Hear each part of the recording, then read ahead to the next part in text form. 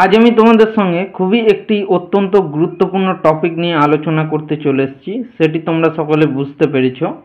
সেটি হচ্ছে ক্লাস 11-এর যে ফার্স্ট সেমিস্টার আছে নিউ সিলেবাসের, সেই নিউ সিলেবাসে তোমাদের যে একটি গদ্যাংশ আছে তার নাম হচ্ছে, দেখতেই পাচ্ছ তোমরা, উপমন্যু কথা। সেই উপমন্যু কথার আজকে আমরা এই ভিডিওতে কবি পরিচিতি, বিষয়বস্তু, উৎস এবং নামকরণ নিয়ে আলোচনা করব। তো এর আগের ভিডিওতে আমরা কৃপণ ও কপালীর পার্ট 1 এবং পার্ট 2 এর মাধ্যমে বঙ্গানুবাদ সহ তোমাদের বোঝানোর চেষ্টা করেছি। যারা এখনো অবধি সেই ভিডিওটি দেখে উঠতে পারোনি তারা আমাদের চ্যানেলে গিয়ে সেই ভিডিওটি দেখে নিতে পারো। এবং মূল ভিডিওতে যাওয়ার আগে প্রত্যেকবারের মতো তোমাদের সকলের উদ্দেশ্যে আমার একটি রিকোয়েস্ট, ভিডিওগুলো দেখার পাশাপাশি তোমরা একটি শেয়ার করতে ভুলো না। এবং যারা অলরেডি আমাদের চ্যানেলটি সাবস্ক্রাইব করে রেখেছো তাদেরকে জানাই আরও একবার অসংখ্য ধন্যবাদ।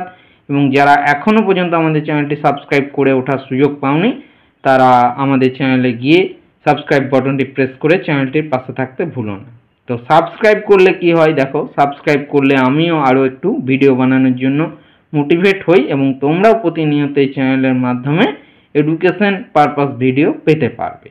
ভিডিওগুলো দেখো তোমাদের কথা চিন্তা করেই বানানো হয়, ঠিক আছে? তো তোমরা সকলে ভিডিওটি মনোযোগ সহকারে দেখো। তো চলো আমি আর দেরি না করে সরাসরি মূল ভিডিওর দিকে এগিয়ে যাই। তাহলে দেখো কি লেখা রয়েছে, উপমন্যু কথা। এটা দেখো লিখেছে, যেটা থেকে নেওয়া হয়েছে বৈয়াসিক মহাভারতের আদি পর্বের নির্বাচিত অংশ অবলম্বনে। মানে উপমন্যু কথা এই গদ্যাংশটা তোমাদের বৈয়াসিক মহাভারত আছে সেখানে যে আদি পর্ব, মহাভারতে তোমাদের কয়টি পর্ব ছিল, যারা যারা জানো যে মহাভারতে কয়টি পর্ব ছিল তারা একটু ভিডিওর কমেন্ট বক্সে তোমরা কমেন্ট করে জানিও, ঠিক আছে? আমি আর এটা বলছি না, তোমরা সকলেই জানবে, আমারও জানা আছে, কিন্তু আমি বলছি না। তোমরা সকলে ভিডিও কমেন্ট বক্সে একটি কমেন্ট করে আমাকে জানিও যারা জানো যে মহাভারতের টোটাল কটি পর্ব আছে। তো যে মহাভারতের যে পর্বগুলো আছে তার মধ্যে এটা আদি পর্বের নির্বাচিত অংশ অবলম্বনে রচিত হয়েছে। তো এটা একটু কবি পরিচিতিটা আমরা জেনে নেব প্রথমে। দেখো, যে কোনো গদ্যাংশ মানে লাইন বাই লাইন পড়ার আগে আমাদের মনে হয় তার একটু উৎস, কবি পরিচিতি এবং বিষয়বস্তুটা জেনে নিলে আমাদের সুবিধা হবে। কারণ যদি আমরা মানে মূল প্যাসেজে আগেই প্রথমে চলে যাই তাহলে একটু আমাদের কোথাও না কোথাও বুঝতে অসুবিধা হয়। তার জন্য আমি যখনই কোনো ভিডিও দেখবে বানাই, গদ্যাংশ বা পদ্যাংশে বা নাটকের যে ভিডিওগুলো বানাই সেগুলোর মধ্যে তোমাদের উৎস, কবি পরিচিতি এবং বিষয়বস্তুটা প্রথম ভিডিওতে আমি আলোচনা করে দিই। তো দেখো এর কবি পরিচিতি কি বলছে, উপমন্যু কথার শীর্ষক গদ্যাংশটি মহাভারত থেকে নেওয়া হয়েছে। এটা তোমরা সকলেই বুঝতে পারছো যে মহাভারত থেকে নেওয়া হয়েছে। প্রথমেই বললাম মহাভারতের রচয়িতা হচ্ছে কৃষ্ণ দ্বৈপায়ন বেদব্যাস, সুতরাং উপমন্যু কথাটির রচয়িতা হচ্ছেন, কবি হলেন কৃষ্ণ দ্বৈপায়ন ব্যাস বা সংক্ষেপে ব্যাসদেব। তো এখানে একটা জিনিস কথা বলে রাখি যে কৃষ্ণ দ্বৈপায়ন ব্যাস এই নামকরণটা কেন হলো লেখকের। তো দেখো এখানে একটি ছোট্ট ঘটনা রয়েছে, আমি বলে দিই। তো কৃষ্ণ দ্বৈপায়ন ব্যাস নাম হয়েছিল এই কারণে তার মানে গাত্রবর্ণ অর্থাৎ গায়ের রং কালো ছিল এবং দ্বৈপায়ন মানে হচ্ছে দ্বীপ, এবং তার দ্বীপে জন্মগ্রহণ হয়েছিল, ওই জন্যই তার নাম হয়েছে কৃষ্ণ দ্বৈপায়ন ব্যাস বা সংক্ষেপে ব্যাসদেবও বলা হয়। আবার আরেকটা নাম রয়েছে কৃষ্ণ দ্বৈপায়ন ব্যাসের কবির, তার নাম হচ্ছে বেদব্যাস। বেদব্যাস কেন নাম হয়েছিল সেটাও বলে দিই। শত শাখাযুক্ত বেদ, মানে প্রথমে বেদের 100টিরও বেশি শাখা ছিল, সেই 100টি শাখা ভেঙে তিনি ওই ব্যাসদেব বেদকে 4টি ভাগে ভাগ করেছিলেন, ঋক, সাম, যজু, অথর্ব। সেই জন্যেই কিন্তু মহর্ষি ব্যাসদেবের অপর নাম হচ্ছে বেদব্যাস। এবারে আমরা উৎস নিয়ে একটু আলোচনা করব। কি বলছে দেখো, উৎস মহাভারতের আদি পর্বের 3য় অধ্যায়ে ঋষি ধৌমের 3 শিষ্যের মধ্যে এক শিষ্য হলো উপমন্যু। তো দেখো বলি, মহাভারতের আদি পর্ব থেকে নেওয়া হয়েছে, তার 3য় অধ্যায়ে ঋষি ধৌম নামে একজন ঋষি ছিলেন, তার 3 জন শিষ্যের মধ্যে একজন শিষ্য ছিলেন উপমন্যু। তো এই ঋষি ধৌমের 3 জন শিষ্য কে কে ছিলেন তোমরা জানো? তো দেখো তোমরা যদি জানো তাহলে ভিডিওর কমেন্ট বক্সে ভিডিও দেখা মাত্রই কমেন্ট করে জানাতে পারো, তাও আমি তোমাদের বলে দিচ্ছি যে ঋষি ধৌমের 3 শিষ্য কে কে ছিলেন।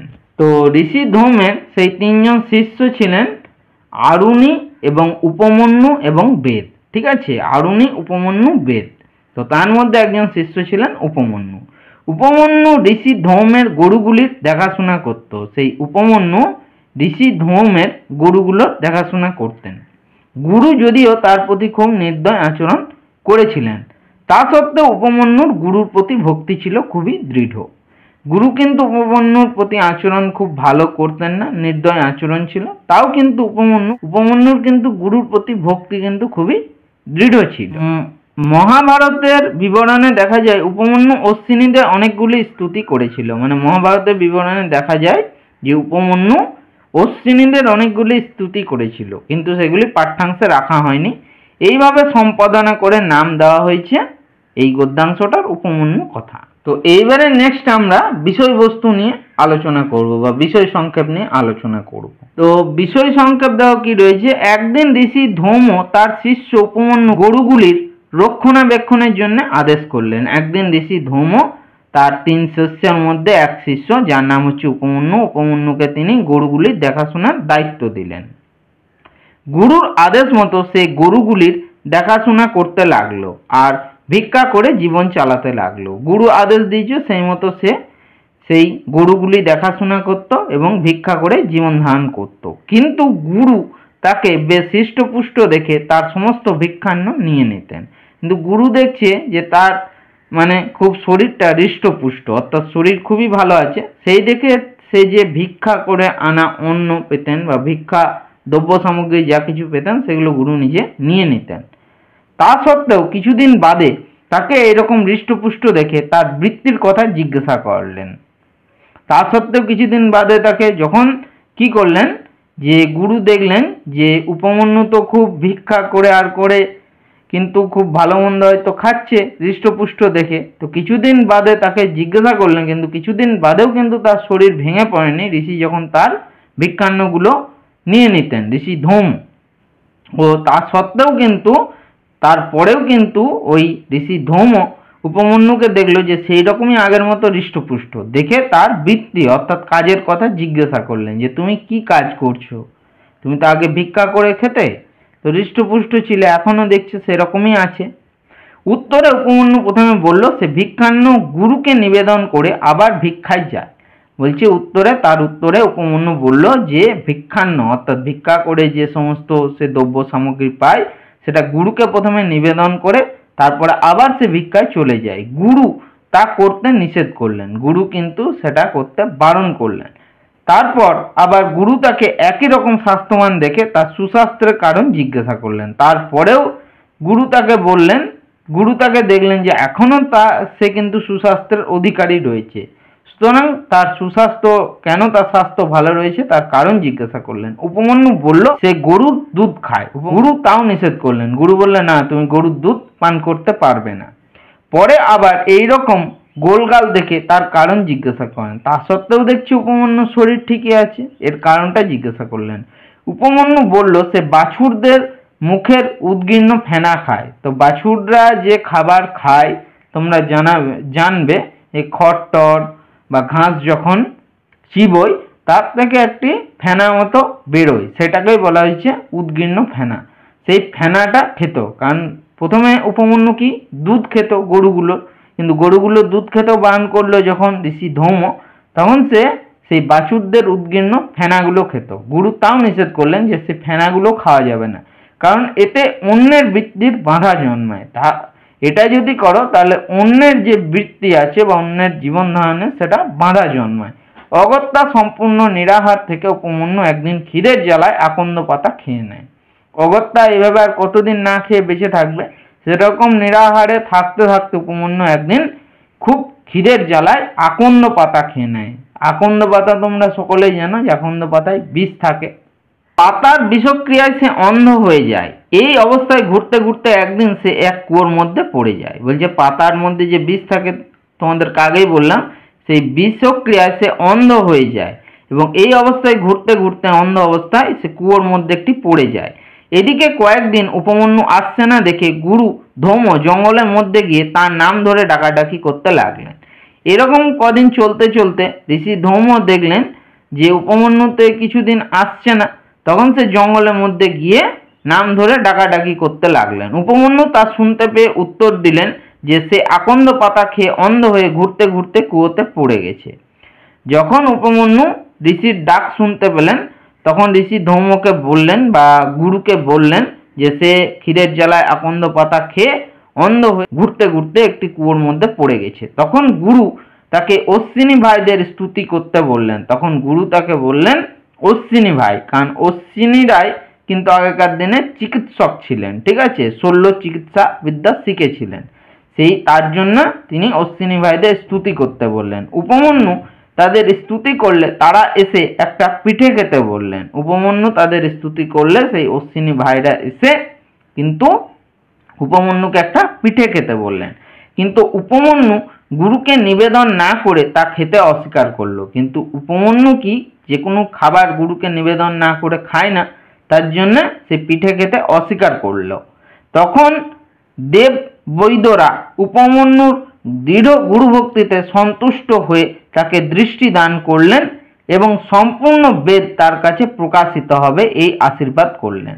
কিন্তু উপমন্যুর এই যে গুরুভক্তি দেখে দেব বৈদ্যরা মানে দেবতাদের যে চিকিৎসকরা ছিলেন, তারা কিন্তু উপমন্যুর দৃঢ় গুরুভক্তির প্রতি সন্তুষ্ট হয়ে তার দৃষ্টি ফিরিয়ে দিলেন এবং সম্পূর্ণ বেদ বলছে তার কাছে প্রকাশিত হবে, অর্থাৎ বেদের মধ্যে কি আছে সেই জিনিসটা কিন্তু উপমন্যু সহজেই বুঝতে পারবেন, এই আশীর্বাদ করলেন। তো এখানেই তোমাদের এরকম ভাবেই বিষয় সংক্ষেপ দেওয়া আছে এবং এখানেই কিন্তু পরপর তোমাদের লাইন ওয়াইজ দেওয়া আছে বইয়ে। তো আমি পরে নেক্সট ভিডিওতে আমি বঙ্গানুবৎস সেটাও আলোচনা করব। তো একটু নামকরণটা আমি তোমাদের বলে দিচ্ছি, ঠিক আছে, নামকরণটা কি আছে বলে দিই, শুনে নাও। আলোচ্য পাঠ্যাংশটির নামকরণ খুব সহজভাবেই করা হয়েছে। কথা মানে হচ্ছে গল্প, কথা সাহিত্য বা গল্প সাহিত্য, তোমরা জানো সকলে।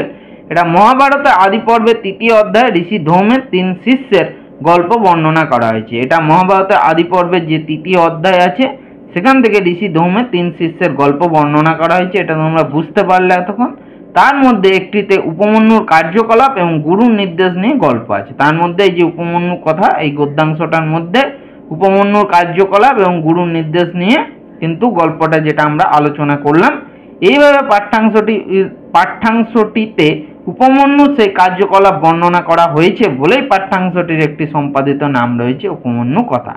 এই জন্য পাঠ্যাংশটি উপমন্যুর সেই কার্যকলাপগুলো বর্ণনা করা হয়েছে বলেই পাঠ্যাংশটির নাম হয়েছে উপমন্যু কথা। এই জন্য কিন্তু নামকরণটা সম্পূর্ণভাবে সার্থক এবং সামঞ্জস্যপূর্ণ হয়েছে। তো এখানেই তোমাদের এই ভিডিওটি সমাপ্ত হলো। তো ভিডিওটি ধৈর্য ধরে দেখার জন্য তোমাদের সকলকে আমার তরফ থেকে আরও একবার অসংখ্য ধন্যবাদ জানাই।